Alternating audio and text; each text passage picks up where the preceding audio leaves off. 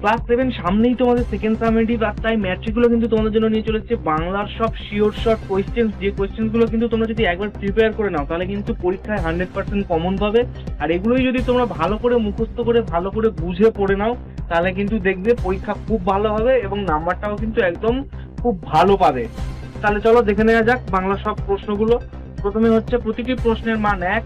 চলো প্রশ্নগুলো দেখি। স্মৃতিচিহ্ন কবিতায় নামগুলি কোথায় ভেসে যায়? অপশনগুলো দেখে নাও। আনসারটা কিন্তু হলো তাল নদী জলে। এফিড উড়বার সময় প্রতি সেকেন্ডে ডানা নাড়ায়। অপশনগুলো দেখে নাও। আনসার হলো 400 বার। স্বদেশী মিটিং এর রীতি ছিল। অপশনগুলো দেখে নাও। আনসার হলো নেতাজি বক্তৃতার আগে নজরুলের গান। মদনপল্লীতে জেমস এইচ কাজী রবীন্দ্রনাথের সম্মানে যে সভার আয়োজন করেছিল সেখানে তিনি জনগণ মন গানটির নামকরণ করেছিলেন।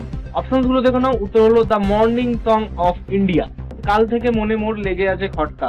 খটকা কি নিয়ে? অপশনগুলো দেখে নাও। উত্তর হলো কাতু কুতু দিয়ে গরু কেন ছটফট করে। পরের প্রশ্ন, বর্ষায় আজ বিদ্রোহ করে বুঝি। এখানে কার বিদ্রোহ করার কথা বলা হয়েছে? অপশনগুলো দেখে নাও। উত্তর হলো মজা নদী। নিচের কোন কাব্যগ্রন্থটি কামিনী রায়ের লেখা নয়? অপশনগুলো দেখো নাও। উত্তর হলো মাল্য ও নির্মাল্য। গতি শব্দটির প্রত্যয় বিশ্লেষণ হলো। অপশনগুলো দেখো। উত্তর হলো গম যুক্ত তি। তির্যক বিভক্তি কোনটি? অপশনগুলো দেখে নাও। উত্তর হলো এ। ঝন ঝন শব্দটি একটি। অপশনগুলো দেখো। উত্তর হলো ধন্যাত্মক শব্দ। এ কলমে লেখা যায় না রেখাঙ্কিত পদটির কারক হলো। অপশনগুলো কিন্তু দেখে নাও ভালো করে, এটা কিন্তু খুব ইম্পর্টেন্ট, পরীক্ষায় আসবে। উত্তর হলো করণ কারক। নিচের কোন বানান গুচ্ছ সবকটি ঠিক?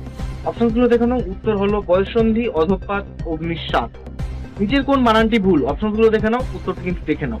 নিচের কোন শব্দটি রূঢ় শব্দের উদাহরণ?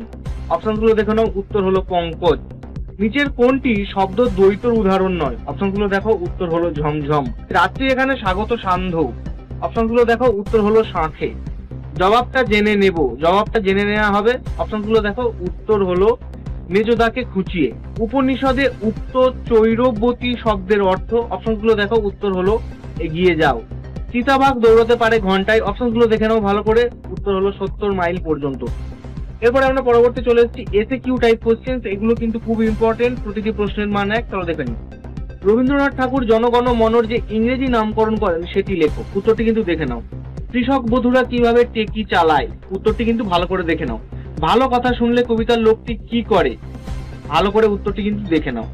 ব্যস্ত ঘড়ির কাঁটা কোথায় গিয়ে থেমে গেছে? উত্তরটা খুব ইম্পর্টেন্ট, খুব ভালো করে দেখে নাও। কে বা রক্ষা করে? কি রক্ষা করার কথা বলা হয়েছে? এটাও কিন্তু ইম্পর্টেন্ট, উত্তরটা কিন্তু ভালো করে দেখে নাও। শামুকের চলন দেখলে লেখকের বলতে ইচ্ছে করে এ পথে আমি যে গেছি। লেখকের কেন এরকম মনে হয়েছে? এটাও কিন্তু খুব ইম্পর্টেন্ট, ভালো করে দেখো।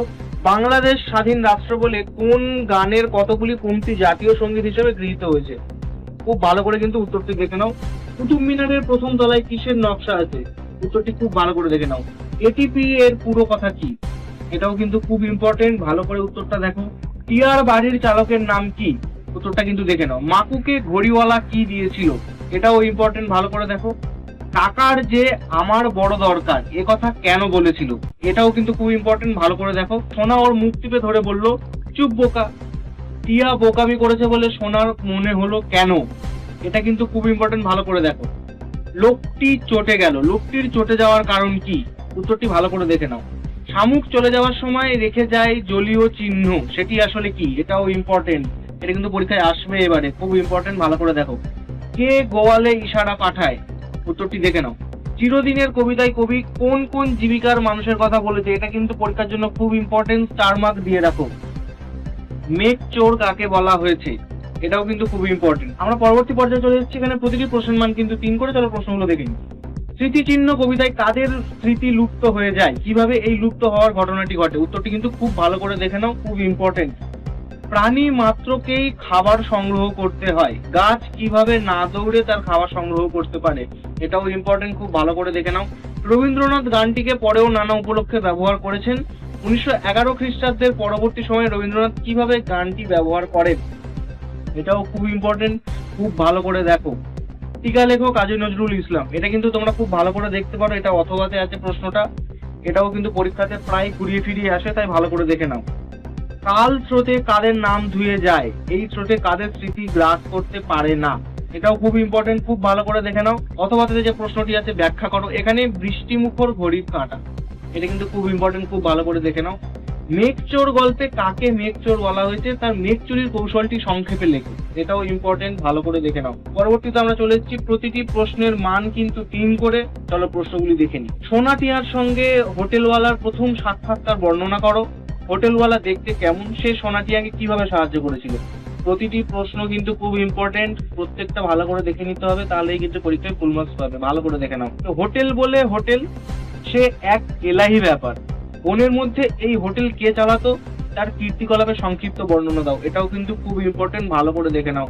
ঘড়িওয়ালার মাকুকে বানাবার একটা সংক্ষিপ্ত বর্ণনা দাও, এটাও ইম্পর্টেন্ট।